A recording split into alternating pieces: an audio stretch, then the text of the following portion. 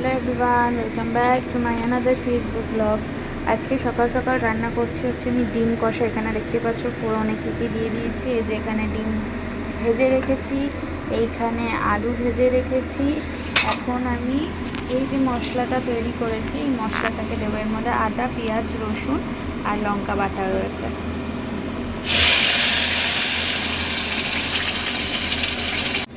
এখানে আমি এখন পেঁয়াজ কুচিগুলো দিয়ে দেব, আর দেব হচ্ছে এখানে হলুদ গুঁড়ো,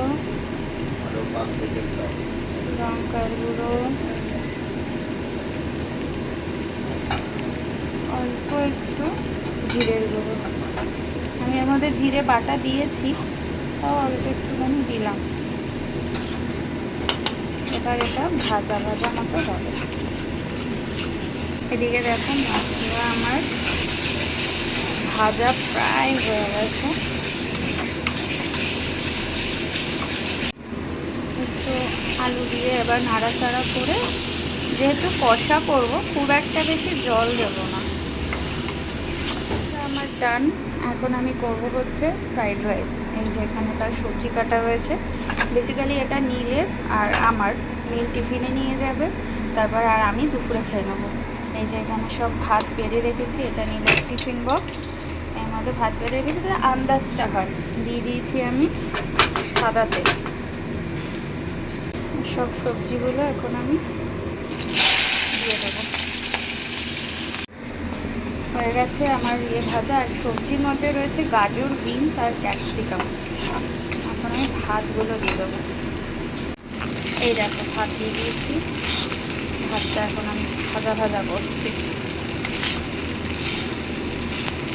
দেখো আমার এটা প্রায় কমপ্লিট। আমি এখন একটুখানি গরম মশলা দিয়ে দিলাম, অল্প একটু দিলাম।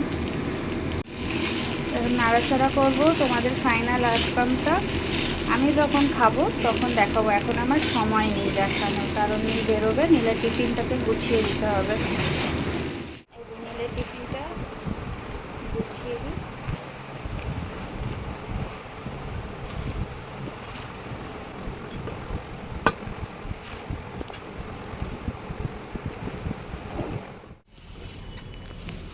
বেরোচ্ছে স্যার, ব্যাগ ভিজলে ভিজুক। আর এদিকে হচ্ছে বৃষ্টি। দেখো আজকে ক্রক্স পরে যাচ্ছে, বর্ষাকাল বলে। টাটা। এই হচ্ছে ফাইনাল আউটকাম, ফ্রাইড রাইস, ডিম কষা। আর এখানে রয়েছে কিছু স্যালাড। স্যালাড মানে কি, ওই শশা।